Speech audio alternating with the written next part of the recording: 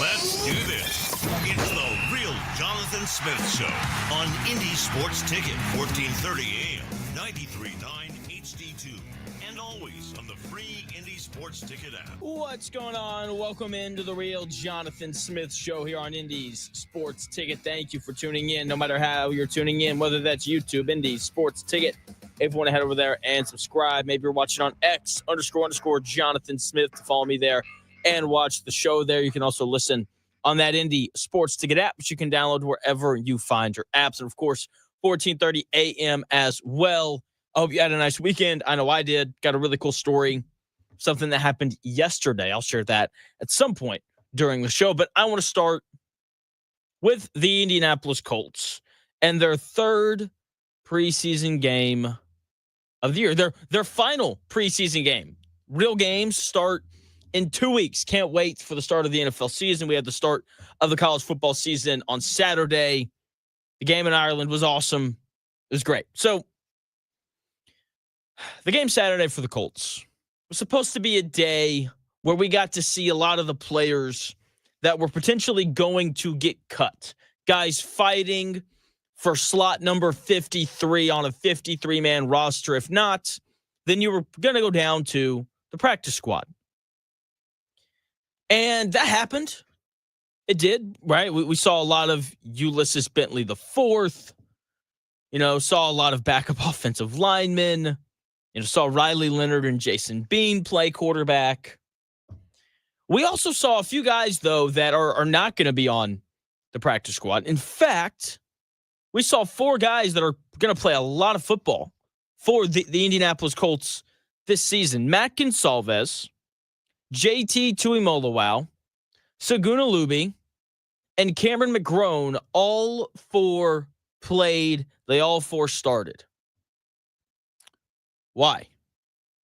This was supposed to be a nice, chill little, I just want to watch the NFL. Let me watch some of these guys that are busting their butts for an opportunity. And that's what this game was supposed to be.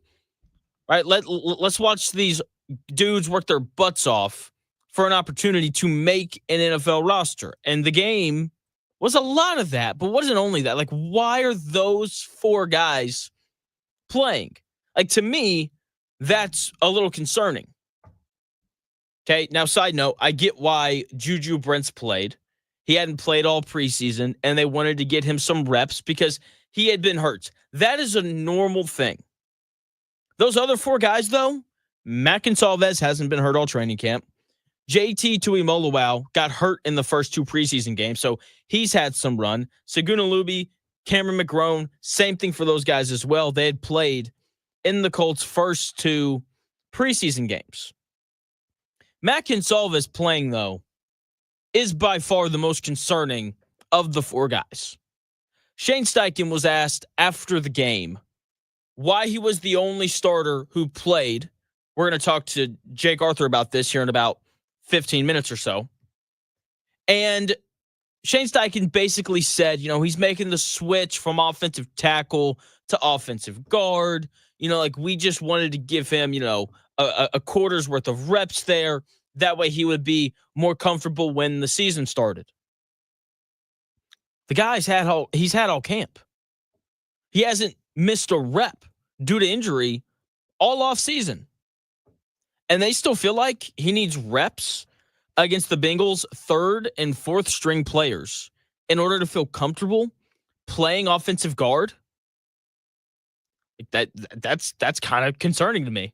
It is. They didn't run Tanner Bortolini out there, who's going to be the Colts' full-time starting center for the first time in his career.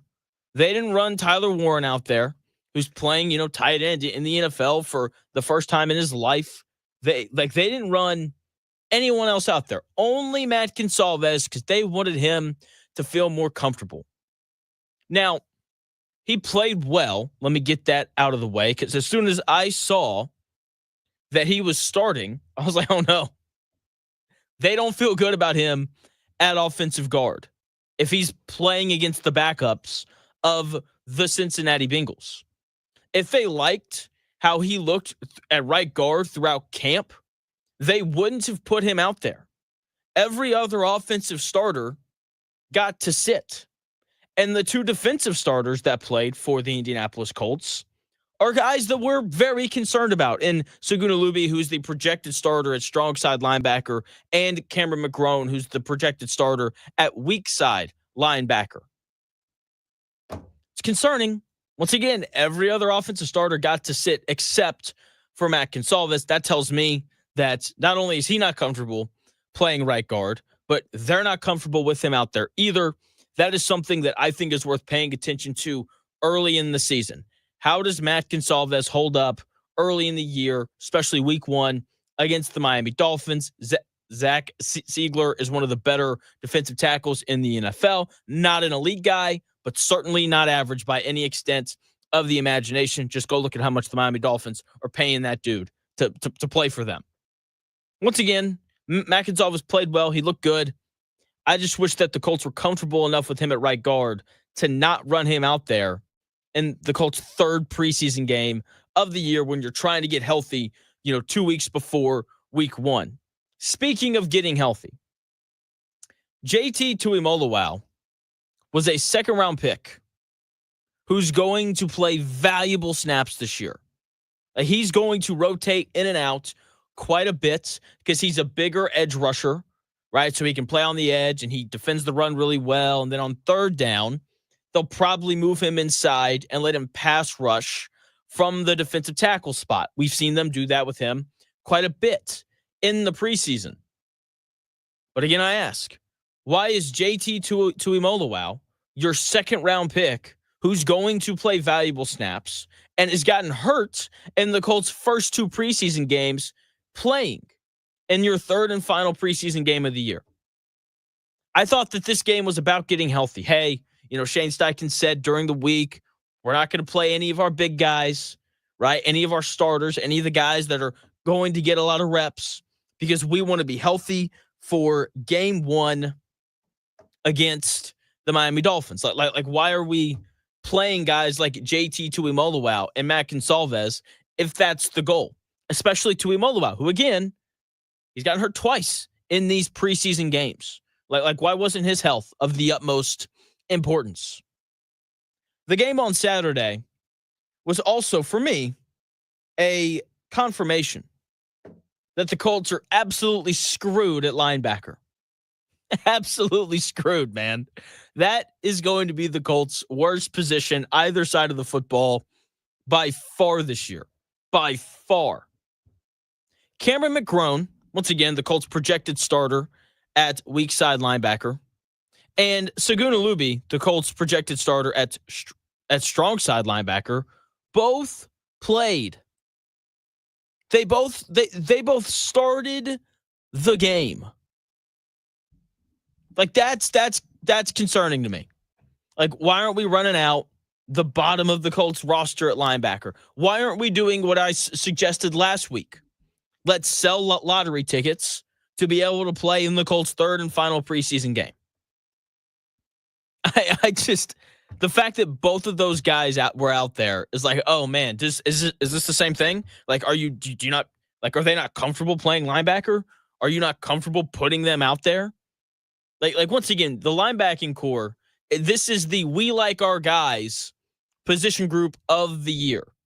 And the fact that you're playing two likely starters in the finale of the preseason tells you all you need to know about how bad that group of player is.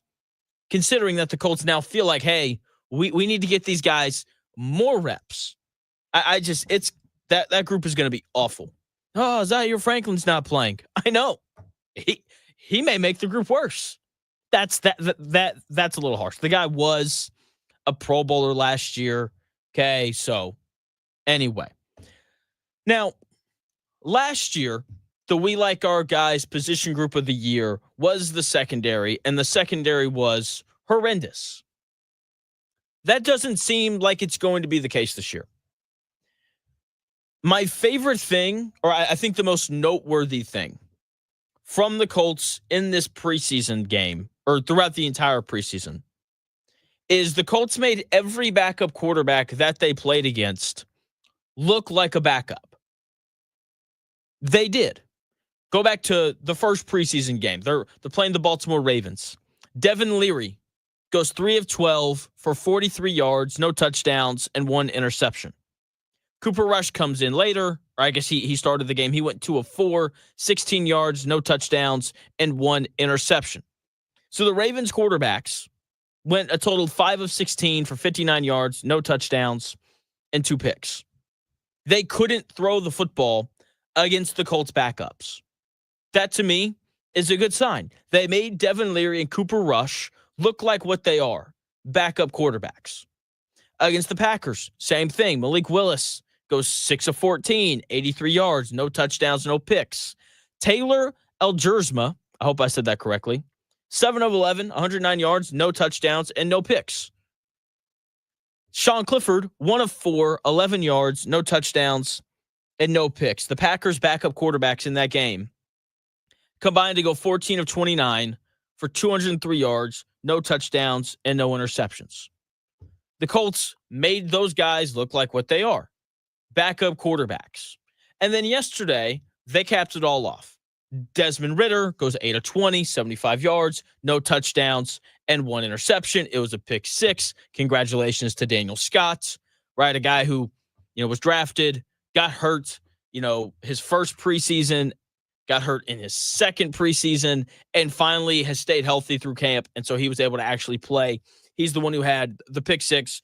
A really cool story. Okay. Peyton Thorne comes in after Ridder, goes 4-7 for 41 yards. The Bengals backup quarterbacks combined to be 12 of 27 for 116 yards, no touchdowns, and 1 interception. Now, that's a really good 3 games from the Colts secondary. Now, I know that they were playing against backup quarterbacks. I know that none of those guys are very good. But they didn't make them look like superstars. Like, the Bengals should be concerned about their depth and their secondary. Because Riley Leonard, Jason Bean, Laquan Treadwell, and Coleman Owen lit them up. I mean, absolutely lit them up, cut through them like a knife through hot butter. I mean, like, you let Riley Leonard, a 6th-round pick, go 15 of 20 for 189 yards and a touchdown. Like, the dude was pacing to throw for over 300 yards at halftime. And then Jason Bean comes in, 11 of 17, 170 yards, 107 yards, and a touchdown. Like, he had a pretty solid outing as well. So the Bengals should be concerned because they made Riley Leonard and Jason Bean look like competent quarterbacks. The Colts, that didn't happen to them once. The Colts made the backup quarterbacks look like backups. And you can't ask for much more than that in the preseason. They didn't give up a touchdown pass in 3 games. They had 3 interceptions. They didn't have a game where they allowed the opposing team's quarterbacks to complete 50% of their passes. They made every other quarterback, or I guess group of quarterbacks, look like Anthony Richardson, completing less than half of their passes. I just don't think that you can ask for much more from a depleted secondary room in the preseason. A room of which, where Jalen Jones and Juju Brents and Travarius Ward and Kenny Moore and Justin Wally have all been hurt at some point throughout the process.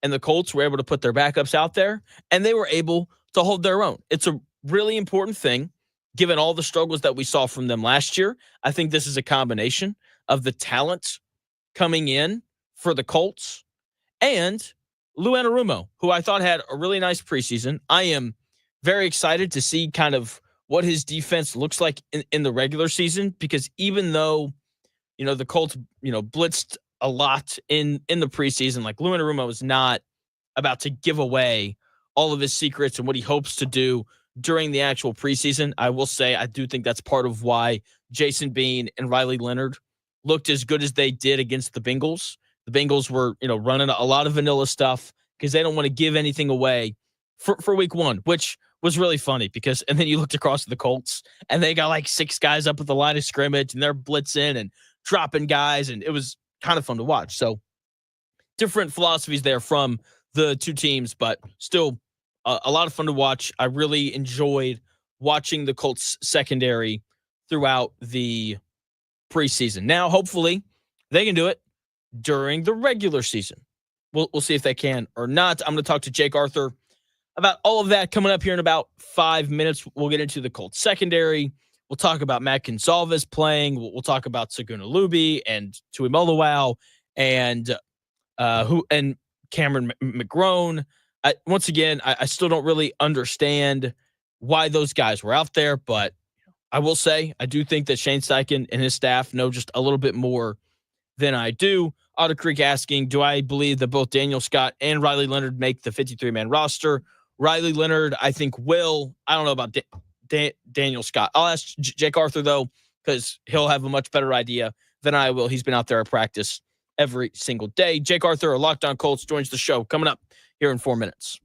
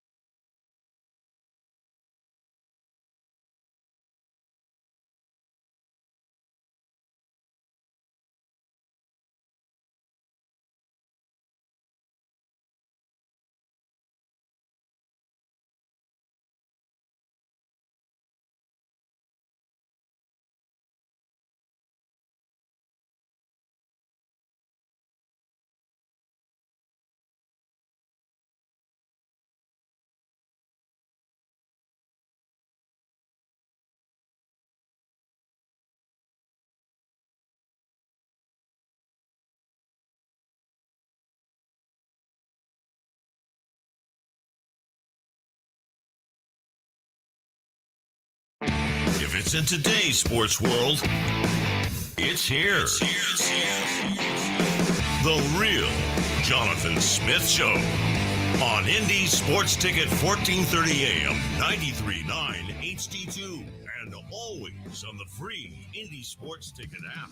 Welcome back to the real Jonathan Smith Show. Thank you for tuning in, no matter how you're tuning in, whether that's YouTube, X, the Indy Sports Ticket app, or just good old 1430 AM. It is 10:20, and as promised, I've got Jake Arthur from Locked on Colts joining the show. Jake, what's going on, man? How are you? I am beautiful this morning. How you doing? Dude, I'm doing really, really well. Let's start with the big thing, the big news that broke last week. I haven't talked to you since Daniel Jones was named the starter over Richardson. What was your reaction? Are you surprised? And how'd you kind of feel about it? Yeah, I mean, if it was me making the decision, I'd probably go with Anthony Richardson just to give the offense a little more upside. And, you know, I think he has shown, and really his teammates and coaches have all confirmed that he has made improvements over the summer. Because, I originally picked Daniel Jones to be the starter when, you know, before camp began, because I expected more from Daniel over the summer, and I was really skeptical about what Anthony would show. But Anthony really did everything he could have done in the competition. So I thought at least tie goes to the incumbent, you know? Yeah.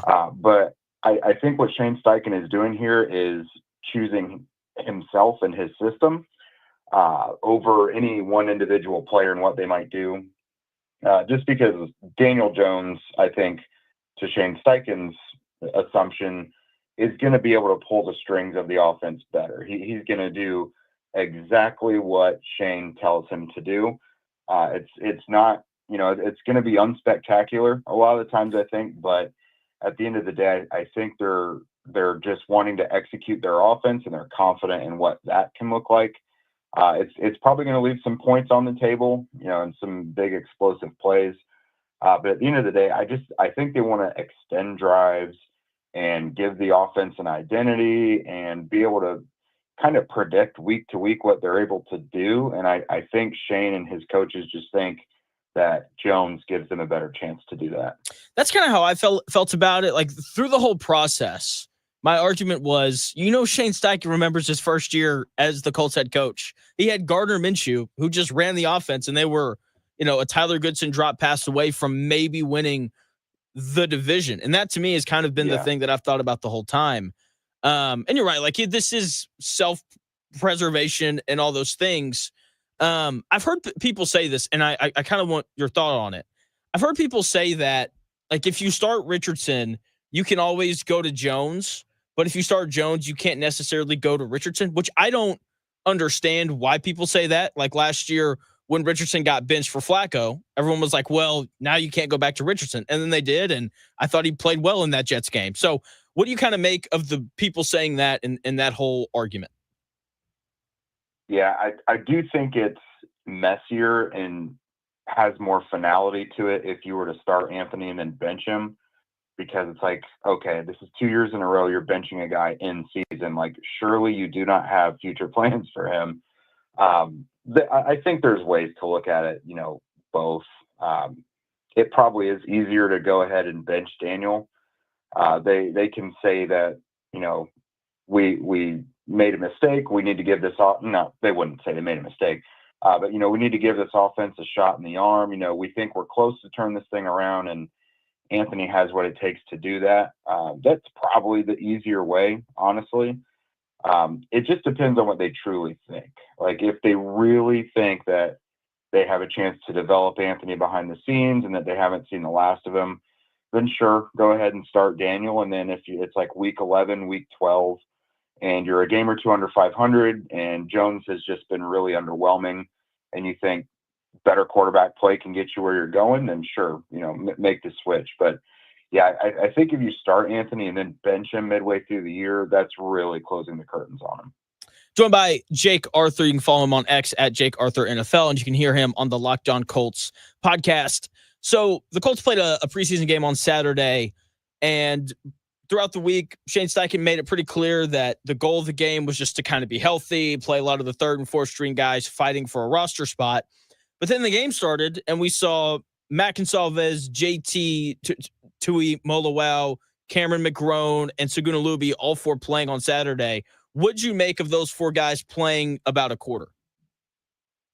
Yeah, so Gonzalez, that makes sense just because he's moving from tackle to guard, and they just want to give him every single last rep that he can get because he's not had, the best summer either. He's definitely shown a couple bumps in the road, but it's really promising overall. Like, he should still be their starter, but he definitely needs reps. So that made sense. McGrone, I probably wouldn't have played much because he's going to make the roster. I don't know that he'll start. I think Joe Bocci is probably who winds up starting next to Franklin. So I probably wouldn't have had McGrone go, but Alubi, that one might be writing on the wall. I'm actually going to release my 53-man roster this morning, and I'm not going to have Alubi on there. Okay. Going into the summer, we assumed he was going to be the third linebacker, but he's kind of looks like he's fallen out of favor. And like on the unofficial depth chart, he's like near the bottom. Now that's not gospel by any means, but it does tell you something. And like all the first team reps we've seen linebackers get throughout the summer, while Franklin was out, while Carlisle was out, it was almost never Alubi, So while they do like him for special teams, and he still might make the roster, he's far from a guy that's a lock, and he might wind up being one of their final cuts here by tomorrow afternoon. Okay, that's interesting because, like you said, like coming into coming into training camp, it seemed like a guy that they really liked. I know if you look at the ESPN depth chart, which obviously isn't as accurate as the Colts one, they've got him as like the projected starting strong side linebacker, which I know Lou Anarumo likes to play a lot of nickel, so there's usually only two backers, but that's really interesting. So besides Alubi, who else do you have kind of towing that cut line? That one's tough, yeah. So some of my hardest ones, at running back, you got to figure out how many you keep. Khalil Herbert being hurt doesn't bode well for him, I don't think. But at the same time, how hurt is Tyler Goodson? I think there's going to be a few guys who we see wind up probably on IR when they announce their roster tomorrow afternoon. Now it'll be probably, short-term IR, but that's a guy who I think is kind of in flux. Jelani Woods is a tough one as well. It's a guy who, it would be great if it could work out here. They've been patient and waited for him for a couple years while he's been injured. But to me, it definitely looks like Will Mallory is in better favor there. Isaiah Land, that one's tough for me. He's going to be a tough cut. Just he's been great. They have developed him going into, I think this is his third year. He's looked really, really good, was good against the Bengals. I think it's a numbers game. They've got a lot of guys. I think they really want to keep Ebukam and Lewis. They're obviously going to keep Tua Maloau. So it's like, is there room for Land? I have him as a pretty tough cut there. And then, Alubi, and then there's cornerbacks that it's kind of up in the air because they dealt with so many injuries throughout the summer at cornerback to where you're like, all right, well, guys like Jonathan Edwards, Chris Lamons, and Alex Johnson, they're probably going to have to make it because of the injuries. But then Juju Brents is back now, Jalen Johnson, Kenny Moore, and they signed Xavier Howard. So now I think those guys who looked kind of safe a few weeks back are kind of up in the air. I would throw Samuel Womack into that as well. So a lot has changed really over the last week or two. That's kind of had me skewing my 53-man here. Joined by Jake Arthur of Locked On Colts, talking about potential Colts cuts. I had a listener ask me this in our YouTube chat, so I'll ask you: do the Colts like to carry three quarterbacks? And if they do, it's probably going to be Leonard, I would assume, over Bean. Yeah, and I tried to get Shane to confirm that after the game on Saturday. I was like, so is the plan to have Riley Leonard on the active roster as your emergency guy? He didn't take the bait, but I think that's the plan. He's basically your Sam Ehlinger now. I'd be pretty surprised if they didn't keep Leonard on there. Now, in a perfect world, you could have him on the practice squad, but I think he would probably get grabbed off of waivers. I've got them with Jones, Richardson, and Leonard this year. From the three preseason games, what was, I guess, like your favorite thing to watch or the most promising thing that you saw? That's a good one. So at linebacker, I've been very skeptical like all off season because they did next to nothing there. They put a lot of stock in Jalen Carlisle, and now he may not even be a starter next to Franklin. But it looks like Joe Bocci is a legit guy. Cameron McGrone is a legit guy. Those are guys who they're probably going to have to rely on at points throughout the year, especially Bocci if he winds up being the other starter. So I feel better about those guys. Um, Over the last week and a half, I feel better about cornerback than I did when everybody seemed to be hurt and you thought Jalen Jones might be an IR candidate. And then let's see. I'm optimistic about the interior of the line with Tanner Bortolini and Matt Gonzalez. Bortolini has showed a lot of good things. I think mentally he is picking things up really, really well. And then Gonzalez, it's a little clunkier. He's taken a few more lumps, but he's getting there. I think by the end of the year, things will look very, very promising for the interior of that line. You know, you already feel good about Quentin Nelson and Bernard Ryman, obviously, but the two new starters on the line, I feel better about them than as skeptical as I was just a few weeks back. Joined by Jake Arthur of Locked On Colts. You can follow him on X at Jake Arthur NFL. As you mentioned, he's got an article coming out later today with his projected cuts. I think the thing that I feel the best about is the secondary, especially given all of the injuries. Like I was watching yesterday, and I thought that the Bengals secondary did a really good job of making Riley Leonard not look like a 6th-round pick. And for the Colts, like I feel like every backup quarterback that they faced, they've made them look like a backup. Do you think that's more so because of just the different guys that the Colts have brought in to play corner, or is that more of a Lou Anarumo systematic change? Yeah, I think it's definitely both. Like the players that are out there as opposed to last year are better, but they were also playing very, static, simplistic defenses, especially in the preseason when there's very little scheme going on. But Lou Anarumo makes things interesting even for really good quarterbacks. Like he famously has had some pretty good battles against like Patrick Mahomes, Lamar Jackson. So when you have these second and third string quarterbacks out there, it kind of makes things miserable for them.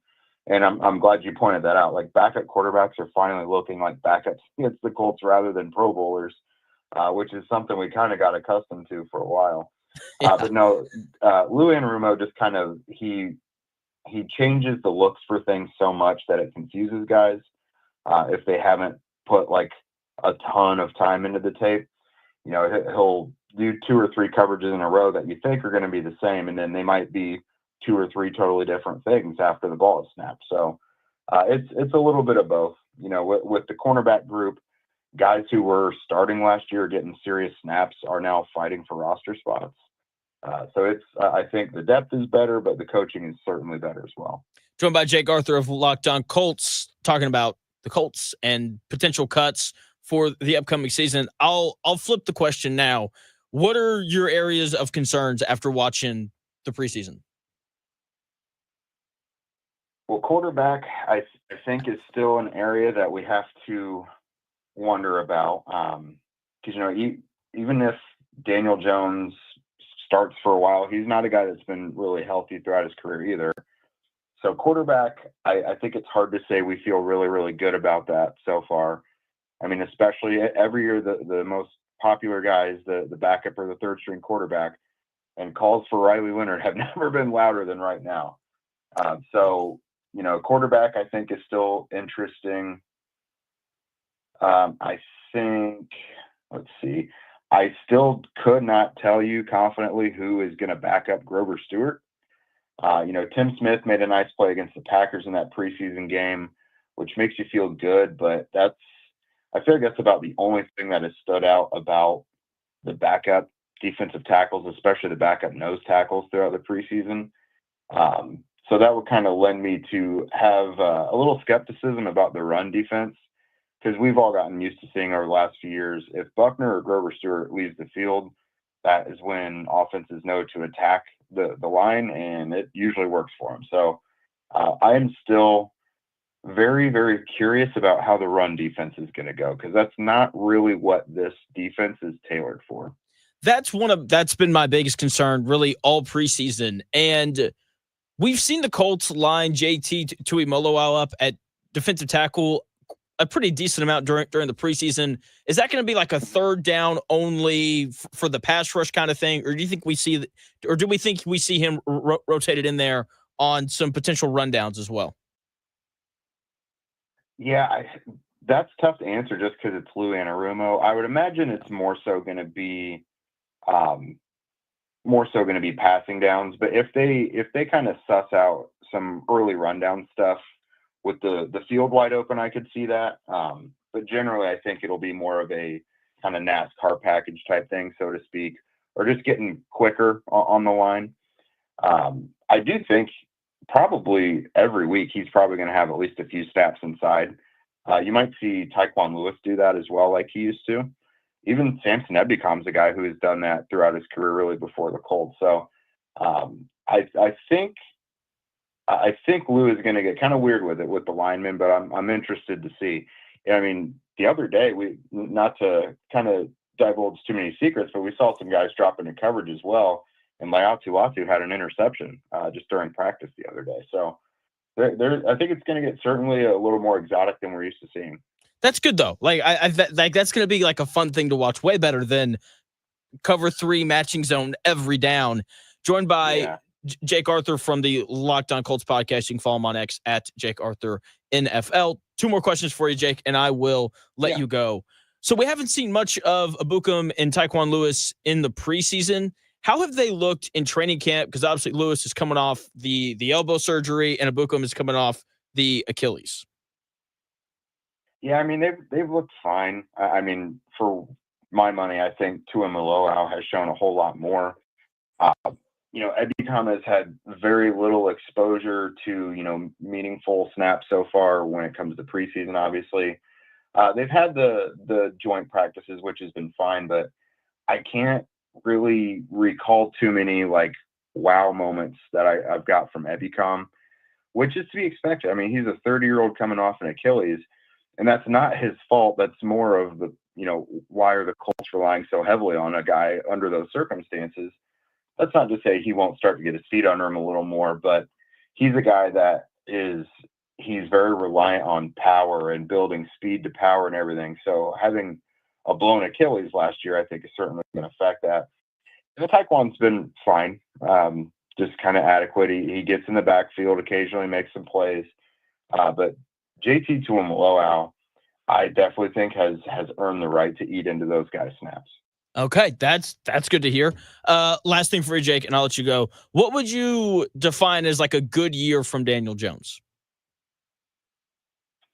Well, so certainly taking care of the football, because I think as long as he's not just having these terrible reads or having these goofy fumbles where he gets sacked and all this, as long as keeps his turnovers within 15 or fewer for the season, I think that would be reasonable. Combined fumbles and interceptions. You would love to see him 65% completions, I think. Now, this is something we need to more so hold Shane to, because, completion percentage is one thing he kind of noted for Daniel. But as long as he's around 65% and not giving up the ball too much and doesn't totally neglect the downfield passing game like we know Gardner Minshew did. I mean, how many times do we see Alec Pierce streaking wide open down the field and there wasn't even a thought to get the ball to him? As long as he's not just totally blowing those off, I think that would be successful, because it would mean he's not really costing them games. And then as a team perspective, considering the quarterback needs to be kind of driving this thing, they absolutely have to be playing for a playoff spot by week 18. If week 18 is meaningless to them and that they can't get into playoffs for it, well, that's kind of been a totally blown season and, kind of a waste of a quarterback decision at that point. So, yeah, as long as he's not losing them games and he is passing the ball as efficiently as these coaches are expecting him to, then I think that'd be successful.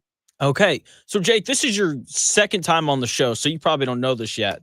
When I say last thing, that never means last thing. I have one more question. Fine with me. When you're talking to Shane Steichen in the press conferences, as soon as he says the word process, do you just tune out because you know he's not going to answer whatever question has been asked? Yeah, well, I mean, we kind of all know what to expect going into that, so it's kind of a way of phrasing your question to get something out of it. But no, I mean, when he says things like, the process and operation of the offense and efficiency and consistency and all those things, he's being very vague, but he's also telling you the truth because he said those things all off season. And if you listened, it was the same way he described what he wanted in a starting quarterback. The language was very, very similar to how he talked about Daniel Jones pretty much the entire offseason. So it's very general, but there is truth in there too. Okay, because I just I go back and I listen to every presser because we play the audio sometimes, and whenever he says process, I skip. Like it's a joke now, Jake, between me and my wife. If she asks me a question, I'm like, well, the process, and we'll both just kind of Oh yeah. start laughing. Because he's just, and I will say, I want your thoughts kind of on this as well. I thought it was really smart of him to say that he's making this decision based off of like the operation of the offense and the meeting room and all those things, because I think that, there's some people who cover the Colts like yourself who are really smart. With that being said, like, unless you're in the huddle and you're in the meeting room, like you can't really dispute that claim. So I just, would you kind of even think about all that? Or is that just a cover for him being like, I want a guy who can complete passes more consistently than, 47% of the time, like Richardson did last year? Yeah, I mean that one, like you said, it's hard to refute. Like, but at the same time, what it makes me go to is there anything Anthony could have done to win this competition? Because Daniel has started like 69 games in the NFL. He's been in the league for quite a while now. Most of the reasons they are confident in him running the offense is things that Anthony couldn't really possibly have to this point unless he, started all 4 years in college and hadn't really missed many games in the NFL and had started these first couple years. There's like an albatross and difference of experience between those two guys that Anthony could not have possibly made up the ground over the course of a 3-week training camp, So that's kind of my biggest question from that is, was this really ever a competition all along, as long as Daniel showed them what they wanted, kind of behind the scenes, at the line of scrimmage, before the huddle and all that stuff. But to your point, it's very easy to say those things and no one can really push back on it because it's really only stuff that the coaches see. That's kind of how I felt. Jake, thanks for your time as always. When does your article come out kind of projecting who the Colts cuts are going to be? It'll be out here in the next couple hours. I'm going to get finished up on it. As long as I don't, I'm big on creating new wormholes for me when I'm writing. So as long as I don't go down any further research wormholes, it'll be out here in the next probably 90 minutes or so. It happens the same thing to me every night when I'm prepping for the show. So I get it. Jake, thanks for your time, man.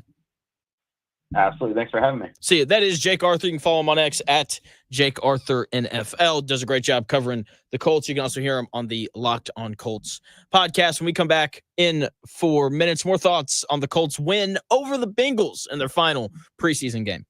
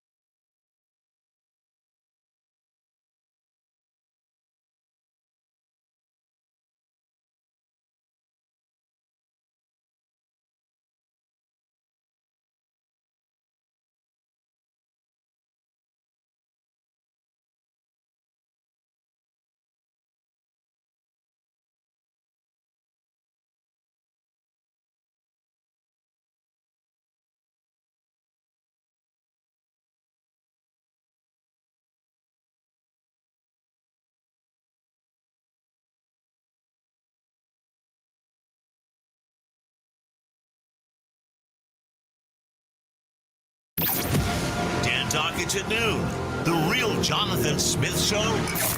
Now, this is Indy Sports Ticket 1430 AM, 93.9 HD2, and always on the free Indy Sports Ticket app. What's going on? Welcome back to the Real Jonathan Smith Show here on Indy's Sports Ticket. Thank you for tuning in, no matter how you're tuning in, whether that's YouTube, Indy Sports Ticket.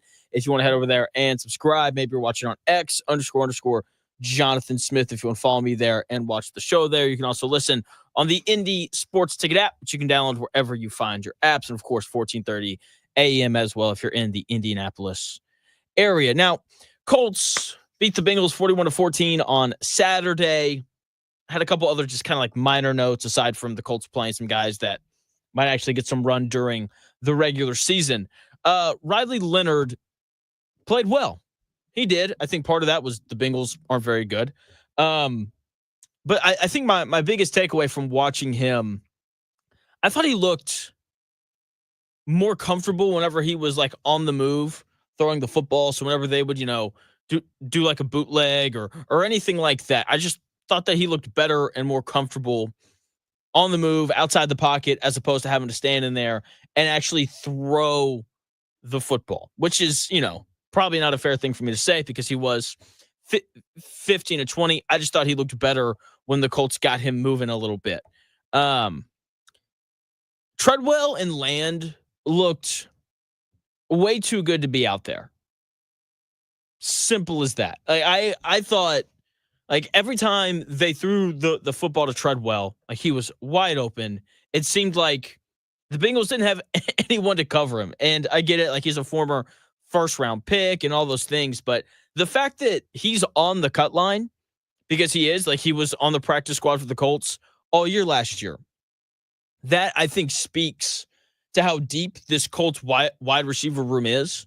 So I thought he looked really, really good out there. If he ends up on the practice squad, I think that tells you a lot about how good this Colts secondary wide receiver room is. The fact that Isaiah Land is on the cut line is kind of surprising. Just because I thought he was the same way. Like, he just looked head and shoulders better than everyone else out there on the field when he played. So I guess that's a good sign for what the Colts have out there at edge. And we'll kind of see. I like how Naquan Wright runs the football. Like, that dude's just super physical. When he has the ball, he's probably going to get cut, probably going to be a practice squad guy or something like that. But I just really enjoyed watching how he ran the football so physically. My favorite thing, though, from the game, Luanarumo just keeps blitzing, which is awesome. Love the way that he does that. That is such a nice thing to see after, 3 years of, or however many years of Gus Bradley never blitzing ever. So that was fun to watch, and it was a blast. Otter Creek has accused me of hating on Riley Leonard because he went to Notre Dame, and that's just fundamentally not true. Riley Leonard was a 6th-round pick for a reason. That's why I don't think he's very good. It's the reality of it, because the majority of 6th-round picks in the NFL wind up not being very good. So, people like last week, I was told that I crap on the Colts more than anyone else in local media ever.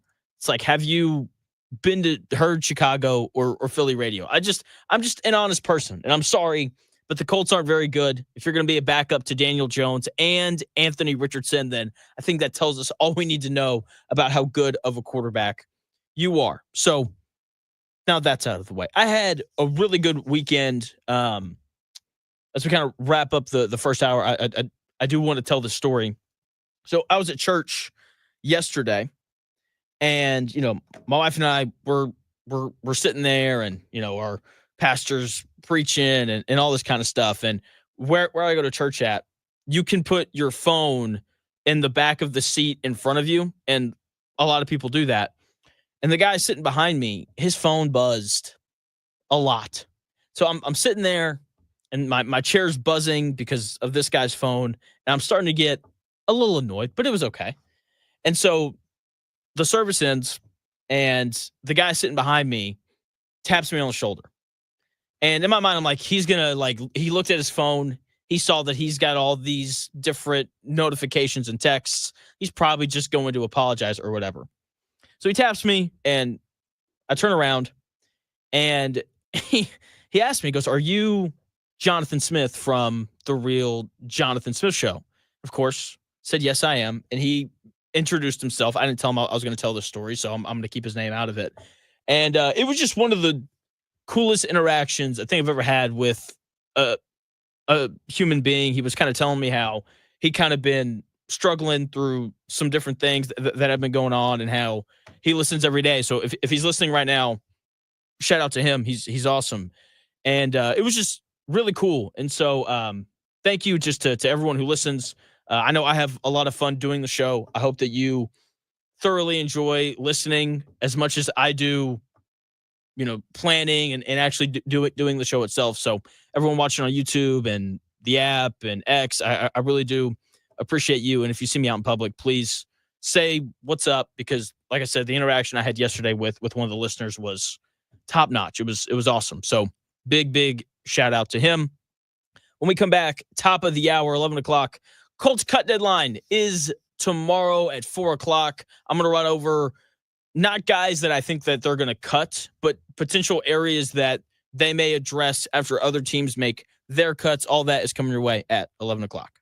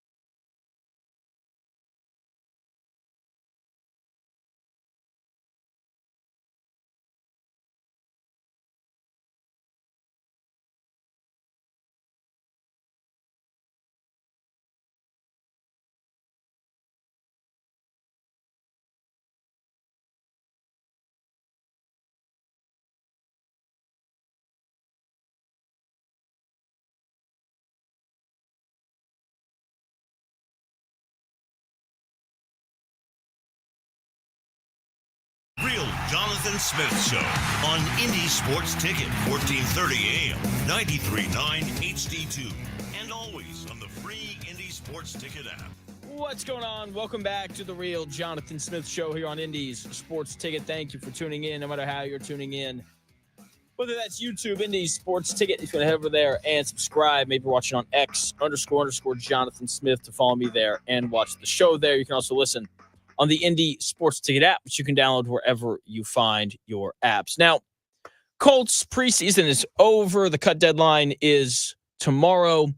And look, I'm not going to go through every player that they're going to cut because you're not going to know half the names. And that's okay. You don't need to know the names of all the guys that the Colts are going to cut. So what I do want to look at is I would assume that the Colts aren't going to cut the roster down to like 53 players.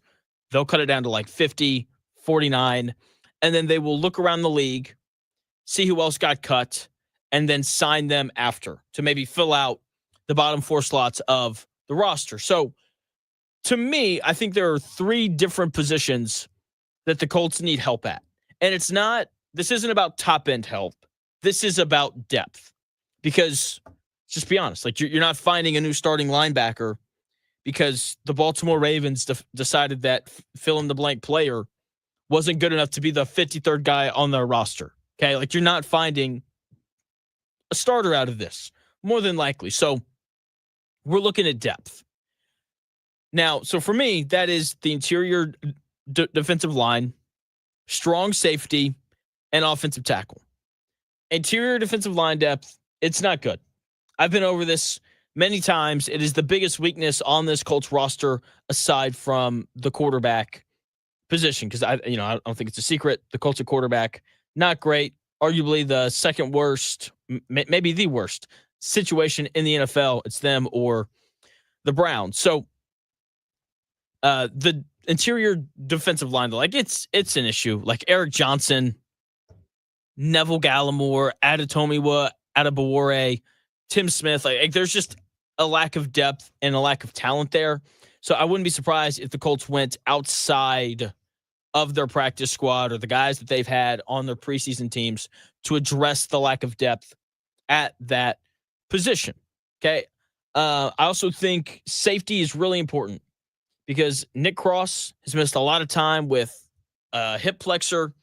If you go to ESPN right now, or ESPN.com right now, and you pull up the Colts depth chart, it'll have their starting safety listed as the guy that we all know that it is, Nick Cross. They have the second string strong safety listed as Adetomiwa Adebawore, a defensive tackle. Like that's kind of problematic. Hunter Wohler was supposed to be the backup this year, the 7th round pick out of Wisconsin. You know, he had a really good camp. I felt like whenever he played in the preseason games, he was always around the ball. So, he's obviously out for the year. He did something to his foot. I hate the idea of watching Rodney Thomas play football at all, especially out of position at strong safety where he would be relied upon to, stop the run. Like that's part of the job of the strong safety. Rodney Thomas can't tackle. It's not good. So the Colts need to go find a strong safety who can actually be a backup to Nick Cross, who's had some issues with his hip so far throughout camp. So safety is something that 1,000% needs to be addressed. Offensive tackle as well. Offensive tackle depth wasn't a big deal until Blake Freeland got hurt, fractured his ankle. They put it in the air cast as he was on his way out. So because, he's, out for the year, he's on the PUP list. They need a little extra depth there because of that. So wouldn't be surprised if the Colts went out and they found a defensive tackle. A defensive tackle, but also an offensive tackle. They have plenty of depth at linebacker. They just aren't very good. And like I said earlier, you're not going to find a starting caliber linebacker by picking from everyone who got cut. Simple as that.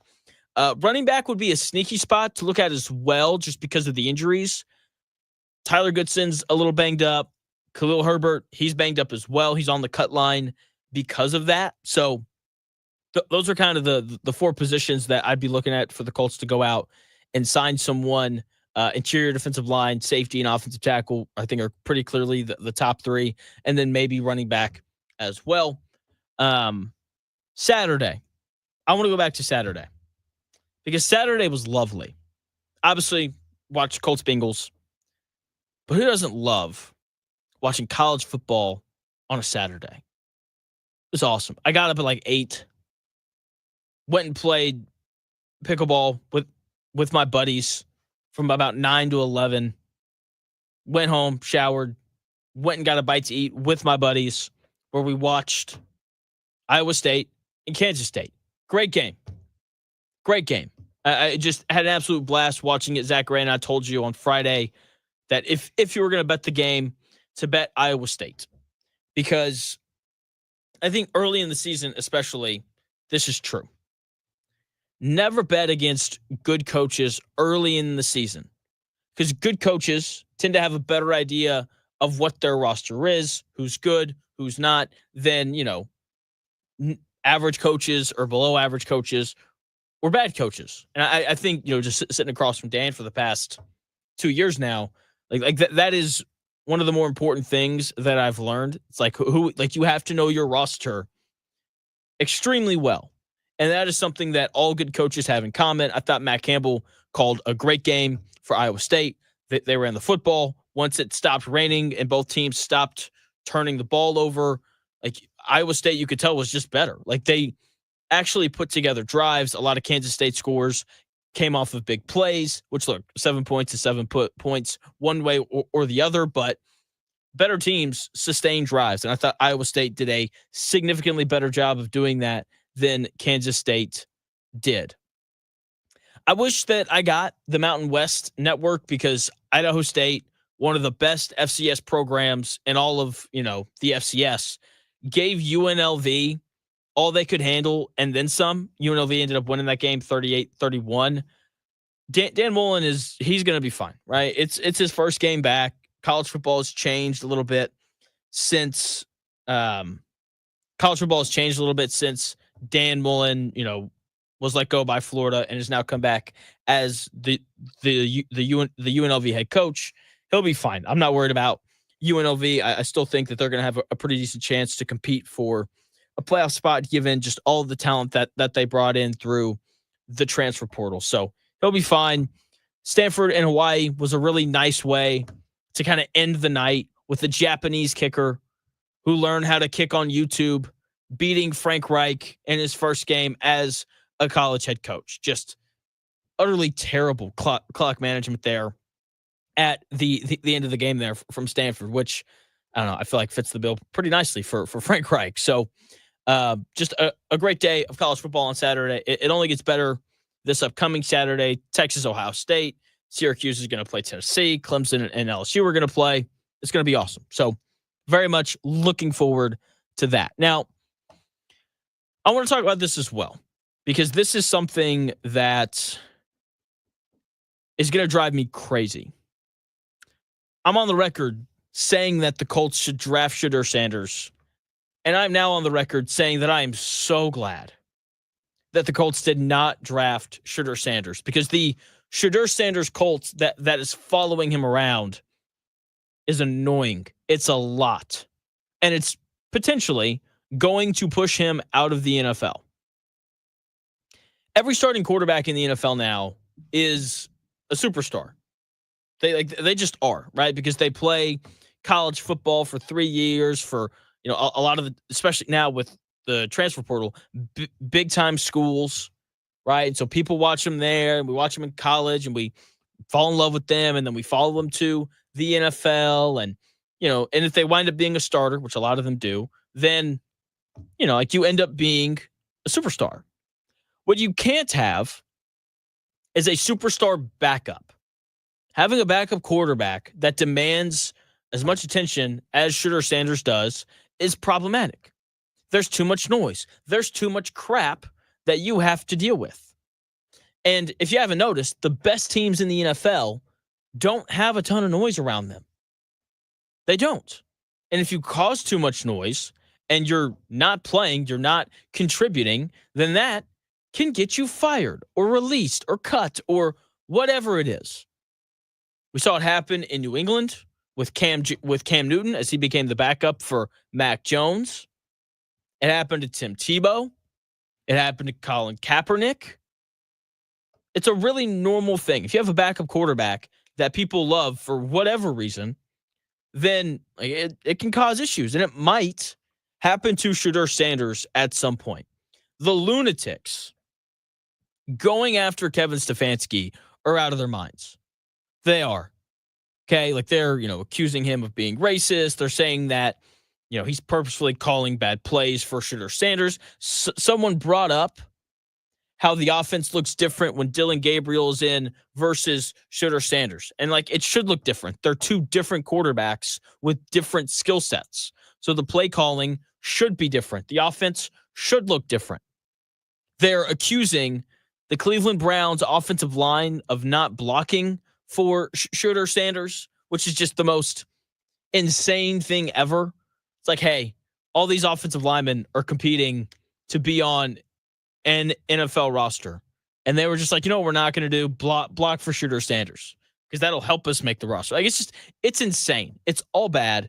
It reminds me of the Tim Tebow Colts who swore by him no matter how bad he played, no matter how many ducks he threw. Didn't matter because that dude was awesome, even though he wasn't. Now, in terms of just pure football, how good you are at football, Shedeur Sanders is not as bad as Tim Tebow was. Now, he's still not a starting NFL quarterback. I know that for a fact because Kevin Stefanski, a two-time coach of the year, a guy who has won 11 games on multiple occasions as the head coach of the Cleveland Browns, because he says he's not a starter. I'm going with him. The guy who, coached Baker Mayfield and a guy who got Joe Flacco to come in off of his couch and be productive. I'm going to go with Kevin Stefanski's opinion. And when Kevin Stefanski says that a guy is not a starting caliber quarterback in the NFL, it's usually because he's not a starting caliber quarterback in the NFL. Okay? Now, Shedeur Sanders clearly has issues. The biggest one being he doesn't get rid of the ball quick enough. It's why Dylan Gabriel had a lot of success in their final preseason game because, he's hitting his back foot on his drop and the ball's out on time. And Dylan Gabriel's pretty accurate, so it's on target. Shedeur Sanders doesn't do that. He ad-libs quite a bit. I think that he's running into a lot of the same issues that Caleb Williams ran into last year. The difference is he's not as talented as Caleb Williams is. That's the issue that we run into with Shedeur Sanders, okay? He doesn't get rid of the ball. He runs around a whole bunch, and you just can't do that in the NFL. We've seen it time and time again. These, above average, athleticism quarterbacks don't last in the NFL because the edge rusher is faster than you are. And you're not getting away from him, even the backups. So that's his issue. He's got to learn how to play from within the pocket. Every smart quarterback guy on Twitter, X, whatever, they have gone into that, right? He's got to get the ball out on time. And because when he does, he's really good. That's what he did against Carolina. And he had a really good first preseason outing because of that. So he's just got to, play a little more on time and he'll be fine. I don't talk a ton of baseball here on the Real Jonathan Smith Show. But when I do, it's usually when the Cubs are playing well. Playing pretty well right now. 6-1 in their last 7, 8-2 in their last 10. The Brewers are slipping. I'm going to tell you why you should watch out for the Cubbies here in 4 minutes.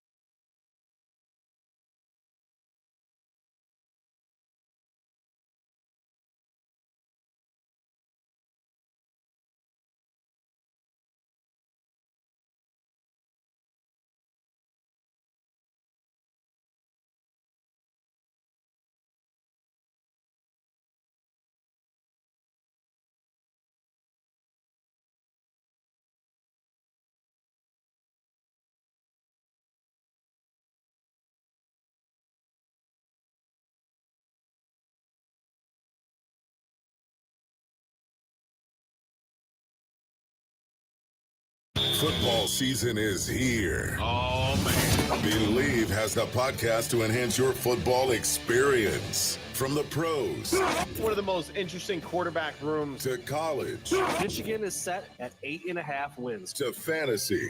If you feel that way, why didn't you trade him? Become a better fan and listen to the football podcasts from Believe. Just search Believe. That's BLEAV podcast. Follow and listen on your favorite platform.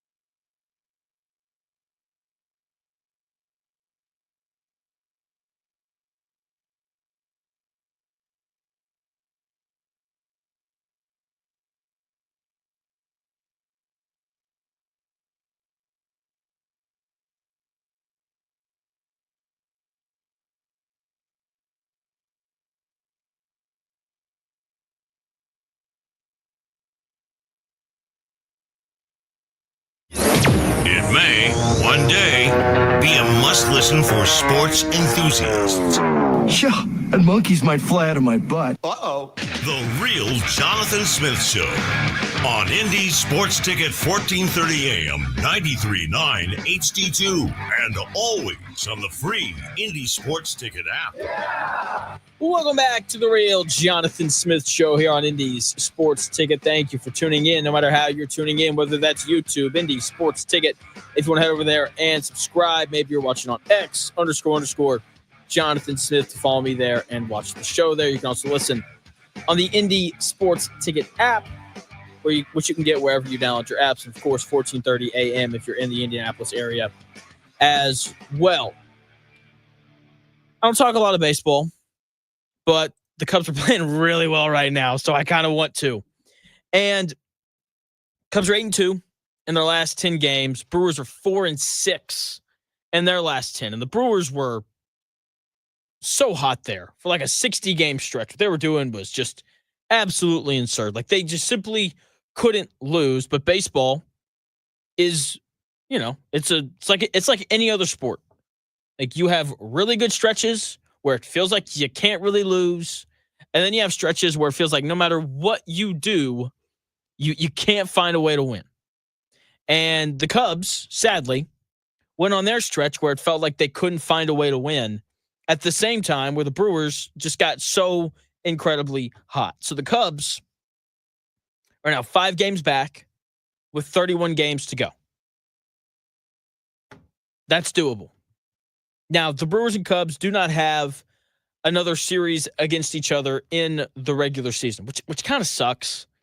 It's always fun watching teams play with the division on the line or a playoff spot on the line. It's part of why, like, if you look at the NFL schedule, they try really hard for all of their Week 18 matchups to be divisional games. And, like in years past, they tried to line up Colts and Texans when it kind of felt like they were going to be the two best teams in the division. That way we could have an awesome Week 18 game. And we did 2 years ago, right? They flexed it to Sunday Night Football.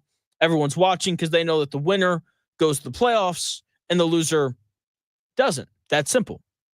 So sadly, we don't get that this year with the Cubs and the Brewers. Now, I really like the Cubs' chances of coming back from down 5 games and winning this division.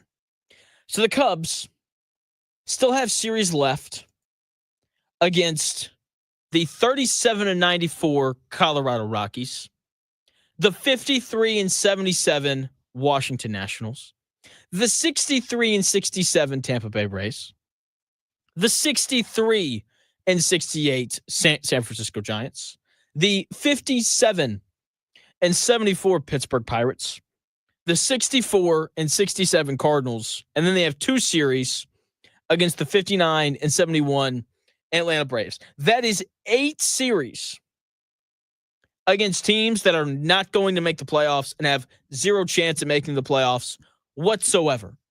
Teams that in the final month of the regular season are going to be ready to go home, right? They've set up their vacation plans. They've already started moving from their house in Denver to their house in Arizona. You know, like they've already started packing because they know that their season is over. The Cubs only have 2 potential playoff teams left on their schedule. The Cincinnati Reds, which per ESPN's playoff projections, the Reds only have a 9% chance of making the playoffs. So they don't have a great shot, right? But they're 5 games away from being, or they're 5 games over 500. So I'll give them a chance. Like they're still playing for something. And the Cubs have the Mets, who were probably going to make the playoffs, but have really struggled after the All-Star break. So it is an incredibly easy Cubs schedule the rest of the way. 10 series left, 8 of them coming against teams that have 0 chance whatsoever to make the postseason, to play in October. And then you look at the Brewers schedule.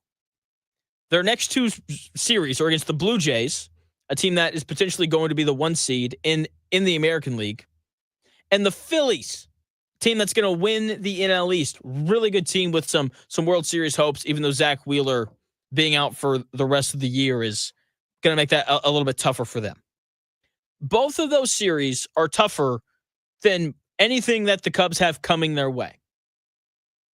The Brewers also have to play the Rangers, who are currently 500 right now. I believe they're 66-66.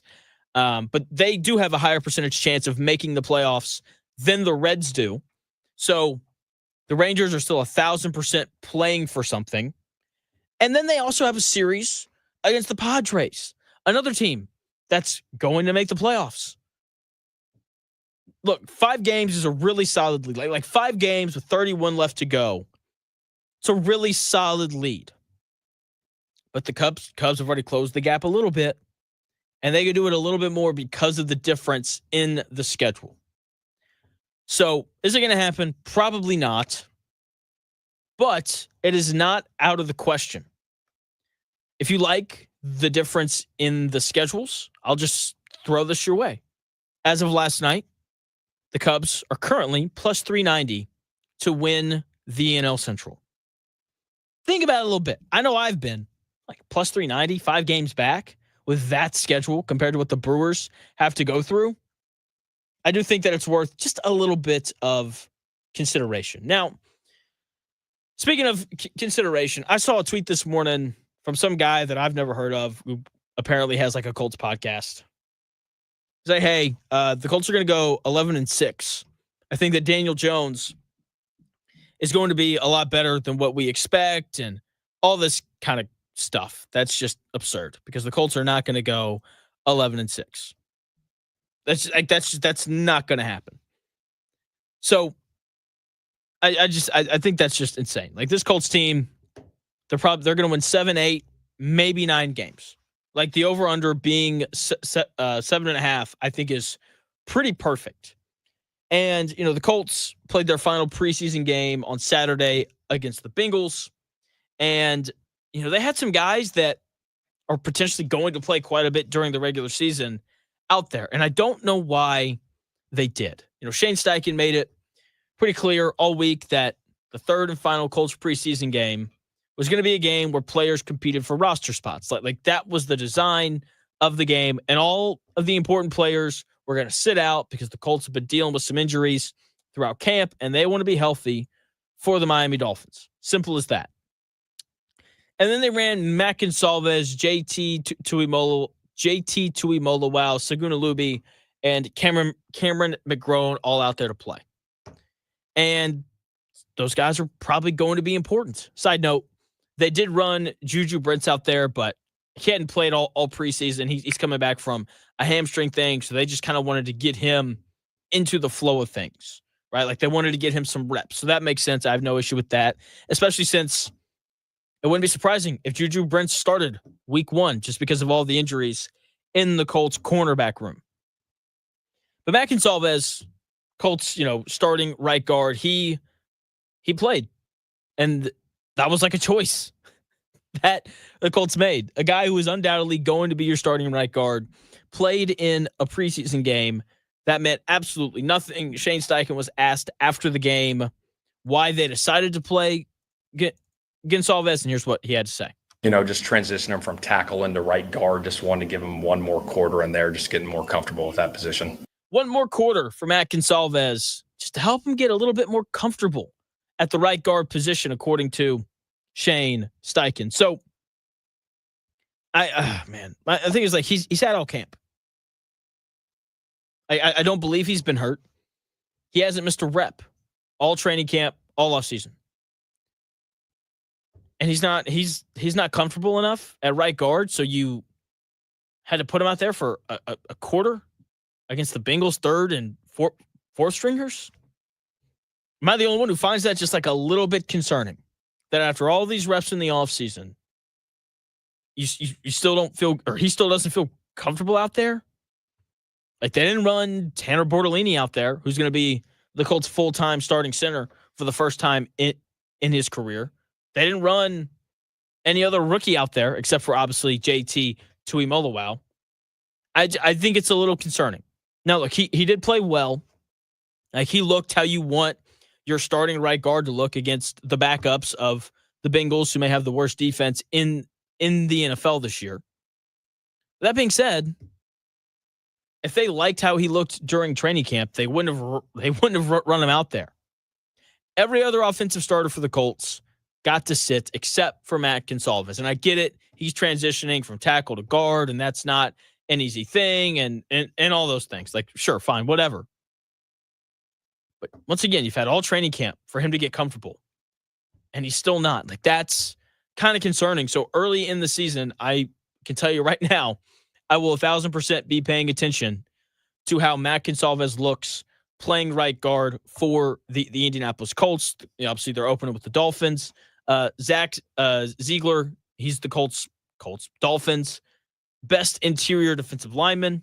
So he's a really good player. He's not great. Like he's obviously not, Aaron Donald or Carter or anybody like that, but still a really good player who can wreak some havoc. So I'll tell you right now, I will be paying a lot of attention to Mac Gonsalves early in the season to see just kind of how he looks as the Colts starting right guard.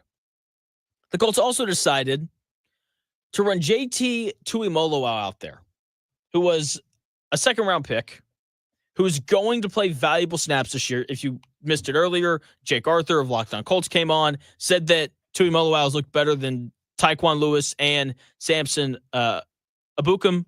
So he's going to play quite a bit. This is also the guy who got hurt in the Colts' first and second preseason games. Why is he out there if this game is about getting healthy? He doesn't need any more reps. If he looks better than Tyquan Lewis and Abukum, the JT Tuimoloau did not need to be on the field. But he was. Like, that just, to me, it's just dumb. Like, that doesn't make sense. Why are you putting a guy out there if the week is supposed to be about rest and getting ready for the Dolphins? Why are you putting a guy out there who's gotten hurt twice in preseason games? Like that's just not a smart decision. The other thing about the game on Saturday, it just felt like confirmation that the Colts are going to be awful at linebacker. Cameron McRone and Saguna Lumbi, like they're listed as Colts starters at the weak side and strong side linebacker spots. They both played against the Bengals. And, I've called it throughout the offseason. This is the we like our guys position group of the year. And the fact that you're playing two potential starters in the finale of the preseason tells you all you need to know about how bad that group of players is. And we're going to look up at the end of the year, and the Colts are going to have a bad run defense once again because Chris Ballard didn't address the linebacker issue, and he didn't address the lack of depth at defensive tackle. And it's going to be on him, not Lou Anarumo, because we saw this happen last year. He said, we like our guys in the secondary. And then the Colts passing defense wasn't very good. Now, speaking of the Colts pass defense, it has looked much better in this preseason compared to previous ones. Okay? To Chris Ballard's credit, he's done a much job of bringing talent in to that room. Now, the nicest thing, or the thing that I have enjoyed the most watching the Colts play, watching the Colts play throughout the preseason, is how they've made backup quarterbacks look like backups. Like, that is such an important thing because that didn't always happen last year. Malik Willis, week 3 against the Packers. He was really good. And so to Lou Anarumo and this secondary's credit, they were really good during the preseason. The Ravens, they played Devin Leary, who was 3 of 12 for 43 yards, and he threw a pick. And Cooper Rush, who was 2 of 4 for 16 yards, who also threw a pick. The Ravens' 2 quarterbacks in that first preseason game against the Colts were combined 5 of 16 for 59 yards, no touchdowns, and 2 interceptions. Their second preseason game against the Packers, Malik Willis went 6 of 14 for 83 yards, no touchdowns, and no interceptions. Taylor Elgersma was by far the best quarterback performance-wise against the Colts all preseason. He was only 7 of 11 for 109 yards, no touchdowns, and no picks. And then Sean Clifford was 1 for 4 for 11 yards, no touchdowns, and no picks for the Packers. Combined, the Packers' backup quarterbacks were 14 of 29 for 203 yards, no touchdowns, and no interceptions. And then Saturday, Desmond Ridder, who was once upon a time a starter in the NFL, he was 8 for 20, 75 yards, no touchdowns, 1 interception. Peyton Thorne was 4 of 7 for 41 yards, no touchdowns, and no interceptions. They combined to be 12 of 27 for 116 yards, no touchdowns, and 1 interception. That is 3 good games from this Colts secondary. And I understand that the quarterbacks were bad and that they were backups. But the Colts secondary didn't make them look like superstars. If I was the Bengals, I would be concerned about the depth in the secondary because Riley Leonard, a 6th-round pick, a guy who's going to back up Anthony Richardson and Daniel Jones, looked really good. And Jason Bean, a guy who's probably going to be on the practice squad, he played really well too. If your secondary is allowing Riley Leonard, Jason Bean, Laquan Treadwell, who I understand is a former 1st-round pick, but he was on the Colts practice squad team all year last year, and Coleman Owen, if you're allowing those 4 guys to light you up the way that the Colts did to the Bengals, then you should be concerned about your secondary. That didn't happen to the Colts once through this preseason. The Colts made their opponent's quarterbacks look like backups. And in a preseason where you're only playing backups, I don't think that you can ask for much more than that. They didn't give up a touchdown pass at once in all 3 of these games. They had 3 interceptions as well. There wasn't a team who completed over half of their passes. Like they made all their opponents look like Anthony Richardson at quarterback. What more can you ask from your secondary in the preseason, especially one as depleted as the Colts have been? Travarius Ward, Juju Brents, Jalen Jones, Justin Wally, and Kenny Moore, your top 5 corners, have all dealt with some sort of injury at some point throughout the preseason, yet the depth in this room is much better. Samuel Womack, a guy who started and played valuable snaps for the Colts last year, he's on the cut line this year. Like, he may not make the roster. So that speaks to an increase in talent in the room, and it also speaks to what Lou Anarumo has done for the Indianapolis Colts in a pretty short time here. Then again, it's not the regular season. These games don't count. I'm very intrigued to see how this secondary and Lou Anarumo looks against what should be a pretty good offense with the Dolphins. The Dolphins aren't going to be very good. There's a reason why their over-under is 8.5 in terms of wins, but we know one thing's for sure. They're going to score because that's all that they've done since Mike McDaniel and Tua have paired up there in Miami. So we're going to find out about this Colts defense really quickly to start the season. I've got other notes from that Colts game against the Bengals, and I'll give them to you in 4 minutes.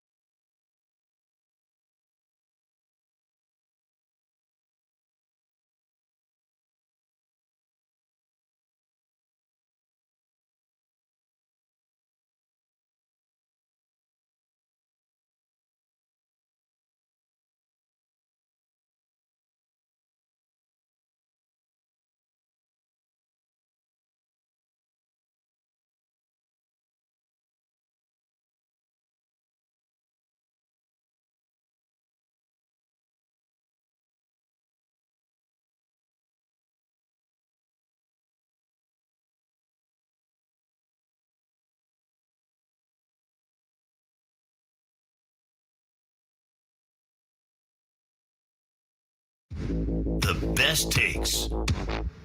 Maybe. The Real Jonathan Smith Show on Indy Sports Ticket 1430 AM, 93.9 HD2, and always on the free Indy Sports Ticket app. Welcome back to The Real Jonathan Smith Show here on Indy's Sports Ticket. Thank you for tuning in, no matter how you're tuning in, whether that's YouTube, Indy Sports Ticket.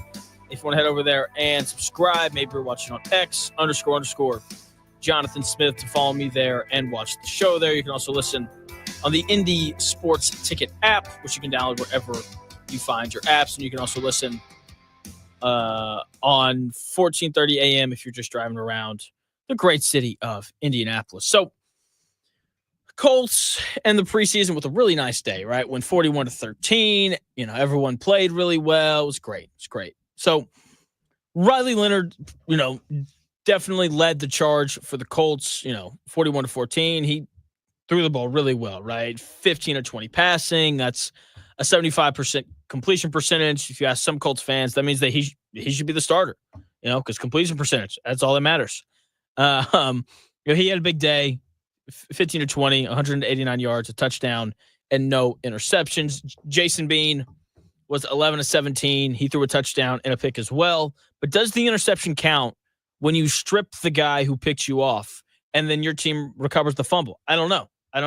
It does count, but I thought my biggest thing with Riley Leonard, I thought that he looked much more comfortable outside the pocket and on the move, just throwing the ball on the run, moving him around a little bit. I know it's supposed to make things a little more simple for the quarterback because the protection is set, but it's not really set. Like you're not having to move guys around and all that kind of stuff. So I thought he looked really good, kind of on the move, using his athleticism. As we know, he's a good runner as well. Like that's one of the things that he does well. He had one scramble where he picked up 14 yards. So I thought that he looked good.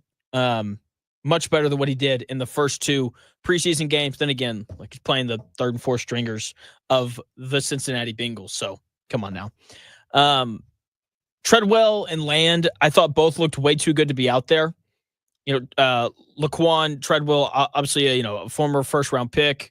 He was on the Colts practice squad all year last year. He had an absolute day, 6 receptions, 116 yards, and a touchdown. He just looked better than everyone. Tall, long, athletic, all those things. And the guys for the Bengals having to cover him had no shot whatsoever. And then I thought Isaiah Land had a pretty similar presence on the field. Like he got to the quarterback. It felt like whenever he wanted to. Had a couple tackles as well. He had a tackle for loss coming off the edge. The fact that Treadwell and Land are both on the cut line should make you feel better about the wide receiver room for the Colts, and it should make you feel better about the edge rushing room for the Colts. If guys like that are going to be on the cut line. So we'll see what the Colts wind up deciding to do with both Isaiah Land and Laquan Treadwell, but I did think that they both looked heads and shoulders above everyone else out there in their Colts final preseason game. This next guy is probably going to get cut, but I just like the dude, man. I like how Naquan Wright runs the football. I just like he finished runs. Like you see some guys, whenever they're running the football and they're about to get tackled, like they just they don't let it happen, but it just looks way too easy to tackle them when you consider the fact that they're NFL running backs. Naquan Wright yesterday, man. Like he lowered the boom every time he came in contact with a defender. So hopefully the Colts keep him around in some capacity because you need physicality on your team. And I know whenever we think about physicality, we think about defense, but like your offense has to be physical as well. And having a running back who finishes runs like that, I do think is a step in the right direction for the Colts and their lack of physicality.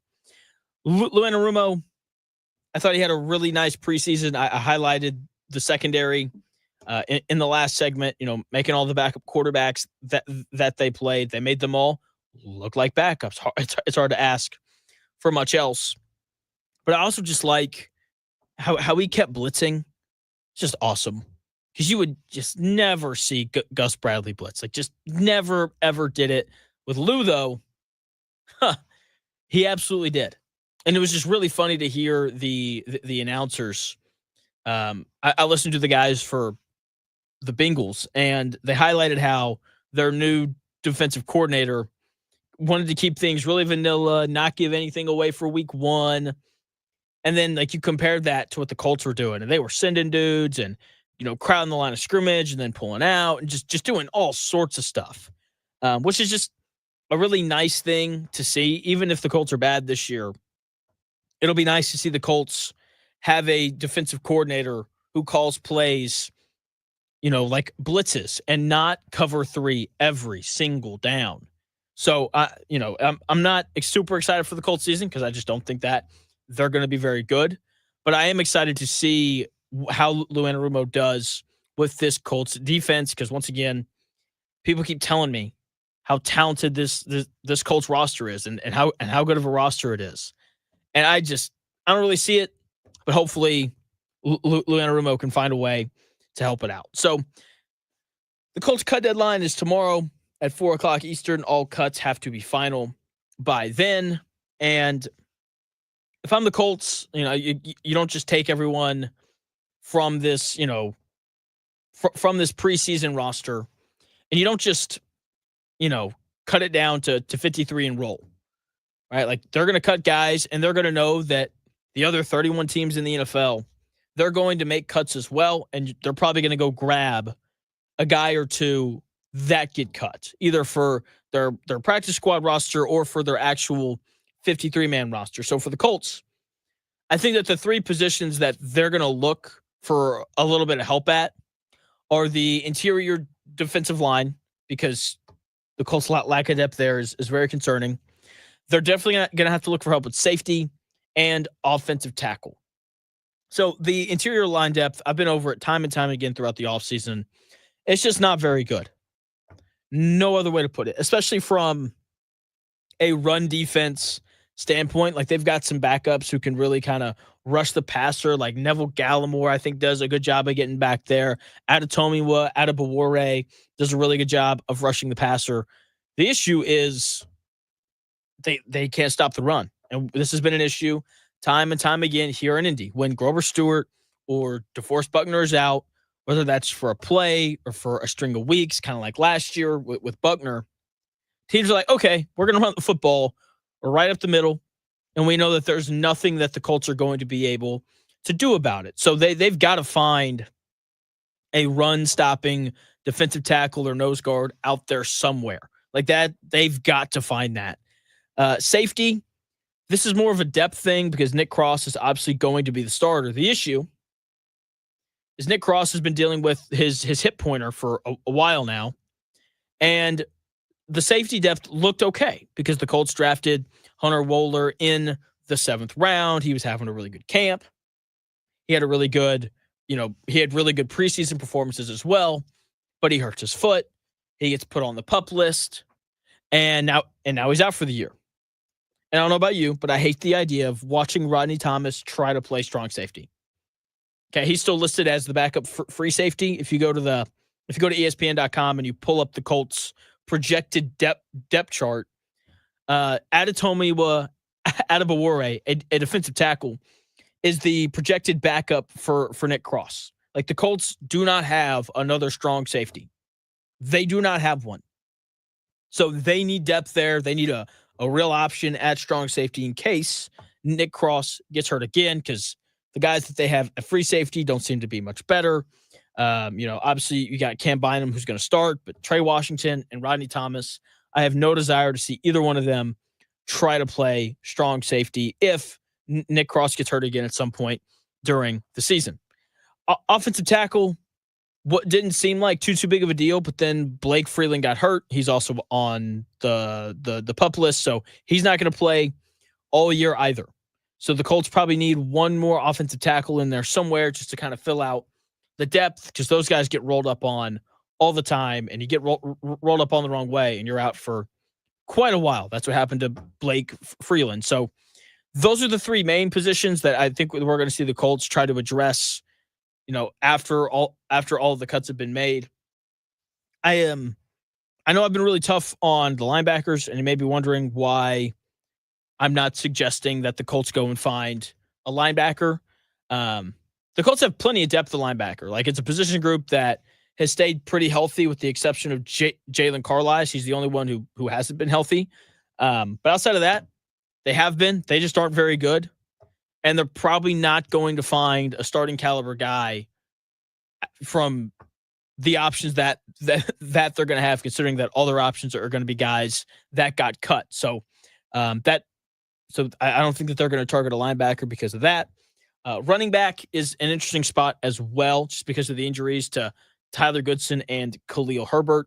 They could go try to find one more guy or keep a guy like Ulysses Bentley IV, who I thought was pretty good during the preseason. So those are all of my thoughts on the Colts. John Buzzard said that the Colts better call dibs on Sanders when he's cut.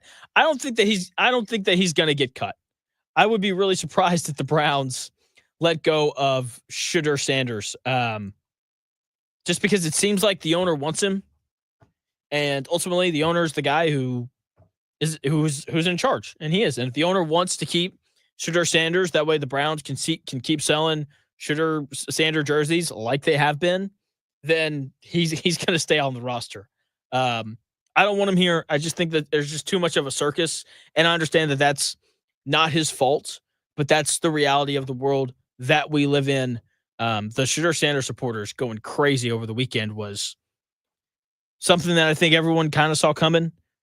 And, look, if you're a Browns fan here in Indy, I promise that the offensive line for Shedeur Sanders tried to block. They just aren't very good. That's why all five of them have been cut. It's kind of funny. Okay. The issue with Shedeur Sanders is he holds onto the ball for way too long, and he's just not athletic enough to do that. Like, Lamar Jackson can hold on to the football for as long as he wants because he's more athletic than everyone who's rushing him. Shedeur Sanders is not. Those edge rushers are going to gobble him up when he holds onto the ball for too long, like he has a habit of doing.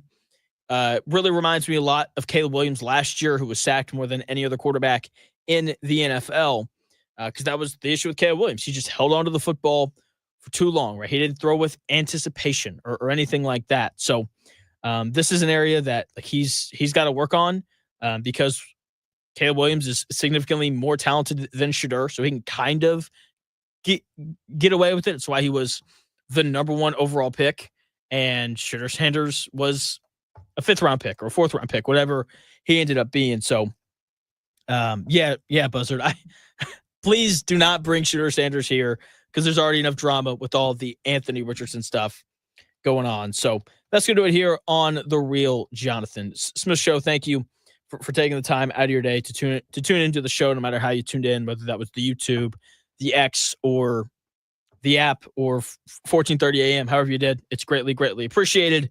Dan Dakich is back. Should be a pretty normal Monday. Ken Sterling at 2 for the Power Hour. And Todd Leary is set to come on the show at 1 o'clock as well. That's going to do it here for me on The Real Jonathan Smith Show. I'll be back on the air tomorrow from 10 to noon, where, I will continue talking about the Colts, the upcoming season, college football. It's already started, but the real stuff is right around the corner. We have a great slate for Saturday, so we'll start looking ahead to that a little bit as well. Thank you again for tuning into the show. I will talk to you tomorrow starting at 10 a.m.